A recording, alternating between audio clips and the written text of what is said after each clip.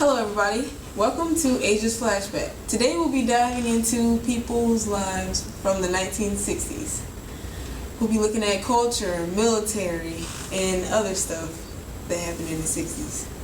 So sit tight and listen up. Today we'll be talking with guest speakers Christopher Terry, Cynthia Kelly, and Kayla Walters. So sit tight and enjoy the time travel. So, now we'll have our first guest speaker, Miss Kayla Walters, to come up and speak about social norms of the 1960s. Give it up. So, Miss Walters, what was the average size of the families in the 1960s? Tell us a little bit about that. Well, during the 1960s, the average size family consisted of 4 members, which included a husband and a wife and typically 2 children. The average middle-class family lived in a 3-bedroom home with a living room, kitchen, dining room, and den. Wow. So, what was the divorce rate like? Well, during the 1960s, there were 9.2 divorces per 1,000 married women.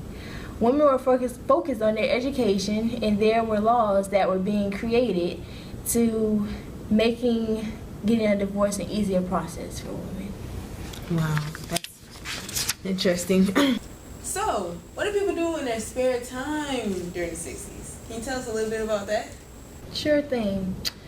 People engaged in outdoor activities such as fishing, skateboarding, playing basketball, bike riding, and family drives through the countryside or other locations of scenery. Wealthy people went to concerts, they went on vacations, they went to see plays. Now, differently, the working class and poor during the 1960s were more likely to participating in activities like hunting, fishing, golfing, camping, woodworking, gardening. People living during the 1960s listened to records in general. Didn't matter what class, they listened to records, watched television, they listened to the radio, and participated in sports. As far as children, they joined clubs like the Boys and Girls Clubs of Calgary, and this club still exists today.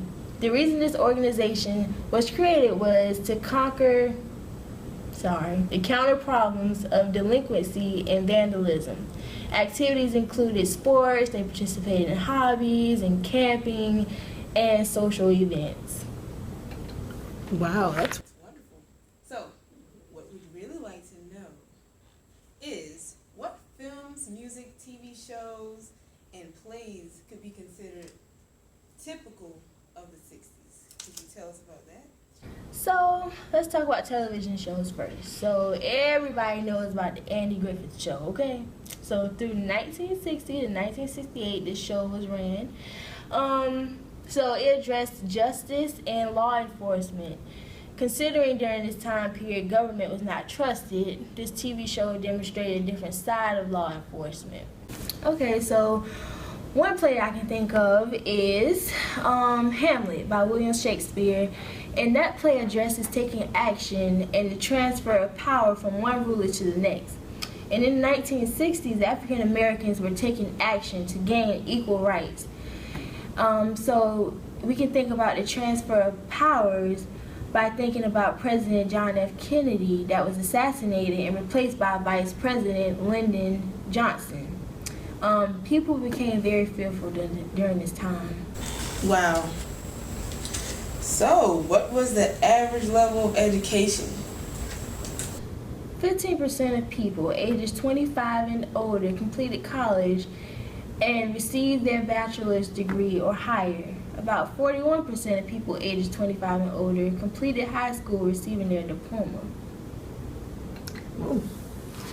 So what else did people do in their spare time? So people during this decade, they loved music. Rock and roll was in style, was a new thing, and it was introduced.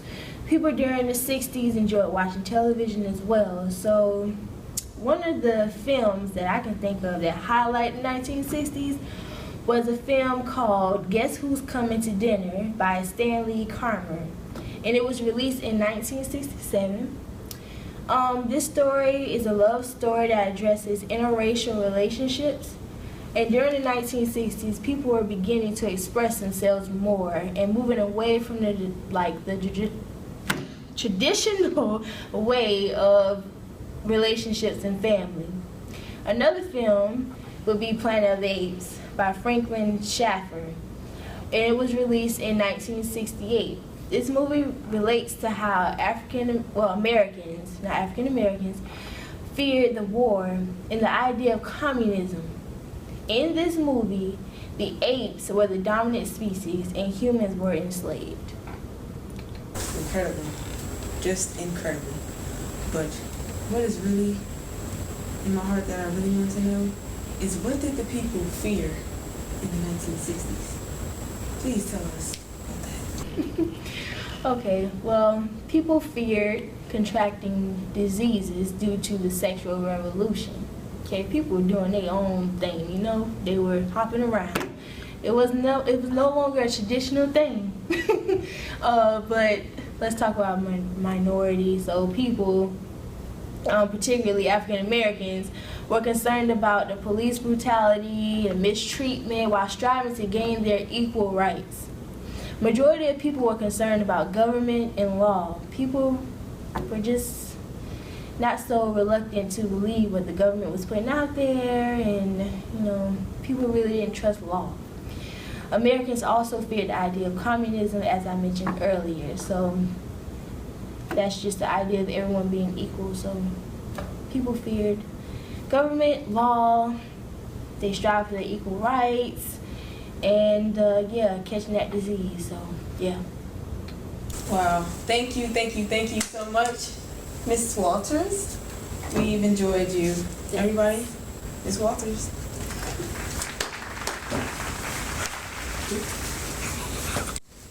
So now we'll have our next guest speaker, Ms. Cynthia Kelly, to talk about religion and culture in the 1960s. Give it up. Hello. Hi. Okay, so were there any quasi-religious groups during the 1960s? Well, people began to be obsessed with mass media and entertainment, in some cases treating it and its actors and musicians like gods. For example, with the British invasion, where a bunch of British rock bands came to the United States, such as The Who, The Animals, The Rolling Stones, and most famous of all, The Beatles, females especially began to be obsessed with these rock bands and musicians. The Beatles actually decided to stop touring after their concert at Candlestick Park in August 1966 because they were sick of the non-stop screams of their obsessed audience members, which would last non-stop throughout the entire concert. Well, who can argue with that? Well, we actually have a clip of the Beatles playing on the Ed Sullivan Show. Can we play that? Ladies and gentlemen, the Beatles!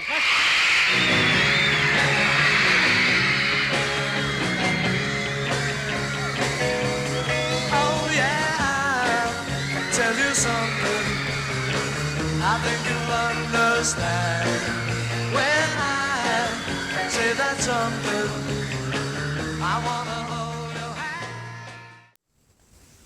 So Motown was also popular, right? Can you tell us about that? Yeah, so Motown was a record company that was founded in Detroit in 1959. Its name was a portmanteau of Detroit's nickname Motortown. Because the artists and the particular style of music that was endorsed by the company had not been formally produced, this genre became known as Motown. The style is based on gospel music, but has the appeal of pop music, and it typically features the tambourine and an interesting bass line. Some of the artists who were signed to one of the Motown labels in its early stages were The Temptations, with hits like Ain't Too Proud to Beg, My Girl, and Get Ready. The Supremes, with hits like Baby Love and Stop in the Name of Love, and the Jackson 5, of course, with I Want You Back, ABC, and I'll Be There, to name a few. Similar to Motown was the rock and roll and the R&B music coming out of the Muscle Shoals studio in Alabama. Like Motown, Muscle Shoals also became known for its unique sound, bringing in artists like Aretha Franklin, with hits like Natural Woman, Respect, and Chain of Fools, Wilson Pickett, with songs like In the Midnight Hour and Everybody Needs Somebody to Love, And eventually, artists like the Rolling Stones, Elton John, Bob Dylan, and Willie Nelson all recorded there.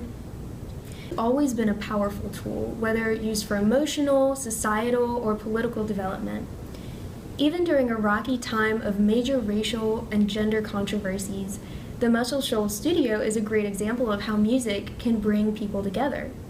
The studio was founded in 1967 by a group of white musicians in their early 20s, all men except for the bassist.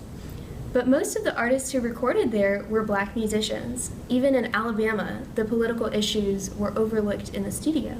If you could play or sing well, it didn't matter what your race or gender was. Wow. But music was also used as a form of protest, right? Can you tell us about that? Absolutely. During the Civil Rights Movement, Nina Simone gained popularity for her bold music. In 1964, she wrote the song Mississippi Goddamn in response to the 16th Street bombing in Birmingham, Alabama, and in response to the murder of Medgar Evans, a civil rights activist who was remembered for saying, "You can kill a man, but you can't kill an idea." Simone also wrote the song To Be Young, Gifted, and Black, released in 1969, and her recording of Strange Fruit in 1965 also became widely popular. The song was written in 1939 by Abel Meeropol and was first popularized by Billie Holiday. However, the song still had just as much power and meaning 25 years later during the Civil Rights Movement. We also have a clip of an interview with Nina Simone. Let's show that. You know, to me is my favorite, and I think Strange Fruit deals with things and deals with America, shall we say. It deals with my people and our oppression. I don't quite understand. Yeah, the same thing as you. I mean the same as you. You're right. It deals with America and the black and white problem, really. The ugliness of it. That is about the ugliest song I have ever heard. Ugly in the sense that it is violent and tears at the guts of what white people have done to my people in this country. I mean, it really, really opens up the wound completely well when you think of a man hanging from a tree and to call him Strange Fruit. Wow, that's powerful. What about other protest songs like Pete Seeger's We Shall Overcome? Protest songs like Pete Seeger's rendition of We Shall Overcome and John Lennon's Give Peace a Chance had simple lyrics and simple melodies, and because they were easy to catch on to, these songs were sung by large groups of people and were used to build a sense of community within the group. The second song, Give Peace a Chance, is an anti-war song that was released in 1969. The only lyrics in the whole song are all we are saying is give peace a chance. One of the biggest conflicts with the U.S. during this time was the Vietnam War. And many people began to question why so many U.S. troops were being sent to Vietnam. The response to this was Country Joe's I Feel Like I'm Fixin' to Die rag. Its music sounds like it's a lighthearted country song, but its lyrics are cynically discussing the tens of thousands of troops that were dying in the war from the U.S. The song With God on Our Side by Bob Dylan was another anti-war song released in 1964. Its lyrics raise the question, if people say that God is a God of peace, why would he choose to support any nation in a state of war? So, bringing the focus back to religion, what percentage of people attended church during the 1960s? Well, throughout his presidency, Eisenhower encouraged Americans to attend church services. As a result, attendance in the U.S. was at an all-time high at 65%. When Eisenhower was in office in 1961, he added the words "Under God" to the Pledge of Allegiance. He also made "In God We Trust" the motto of America. In the 60s, politicians started using Christianity for their own public policy reasons, and the separation between church and state started to fade, which threatened some with the idea of losing their freedom of religion. Eisenhower and Billy Graham both expressed the idea that a democracy was simply a public expression of religion, but a lot of people obviously didn't agree with that. Well, thank you, Ms. Kelly, for coming and telling us about it. It's my pleasure. Thank you. Give it up. So now we're going to travel down to the lab to hear our next guest speaker, Mr. Terry. So come on.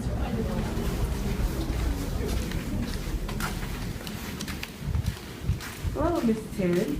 Hello, how are you? Fine. We're gonna interview you. All right. Terry, we're gonna talk about the military during the 1960s and everything that went along with it. So, what foreign conflicts arose during the 1960s?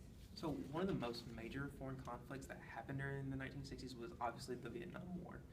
This Vietnam War kind of got really picked up and influenced because JFK and the whole other portions of the United States did not want communism to spread to another country and then overpopulate. During this war, who were friends and who were foes? When we're talking about staying on the topic of the Vietnam War kind of thing, we obviously went to Vietnam to help out South Korea, then Japan, the Philippines, and Australia. They all came in to kind of help a little bit, but we also had enemies due to this because of the earlier years, because the Cold War just happened. We had enemies with Romania, Bulgaria, Czechoslovakia, Hungary, and the Soviet Union, obviously because of the fear of communism. But and then when we were going towards Vietnam, we also had North Vietnam hated us, China, and then North Korea. They all just what happened with the war. It's why we didn't win. We're talking about war. How much of the budget actually went toward war? So when we're talking about the budget of the U.S., we're talking usually about the GDP, and about 10% of the GDP at the time was going towards the war. In 1960. The GDP was, give or take, about $543 billion. So about 10% of that, we're looking at about $54 billion. Not too bad, but still a lot at the time. Technology. How did the military make use of technology? So where the military took technology was, it was the first and best steps of computer advancements. We're trying to make computers smarter, faster, and predict things a little bit sooner. And then with this military technology became better weapons, better surveillance, and going into surveillance, this was the spy era to where it was really big. Secret agents was a really big thing, sleeper cells, whatnot, because Soviet Union and the spread of communism, it was really big. So spying became a very big part of where technology went. And that went with surveillance and then satellites and space and all that. Scientific advancements, particularly in the area of space exploration, were made in the 1960s. So when we're talking about space and where we came and where we went with it during the 1960s, it all started not a friendly competition between us and the Soviet Union, because in 1957 they launched Sputnik into space, which was the first satellite to go into space, and it was a really big deal all around the world. So as a country, JFK really pushed a 10-year plan to get a man on the moon by the end of the 1960s. So where we went with it is 1961, Alan Shepard, one of the first astronauts for us, was able to fly into space.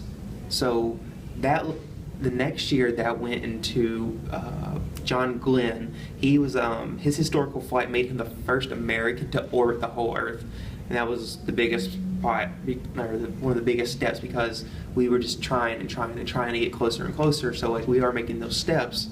So the next thing was it was back towards the end of the decade, was July 20th, 1969, was when Neil Armstrong made the famous phrase, "A giant step for mankind," as he stepped onto the moon, and we landed there, and we were the first nation to do that.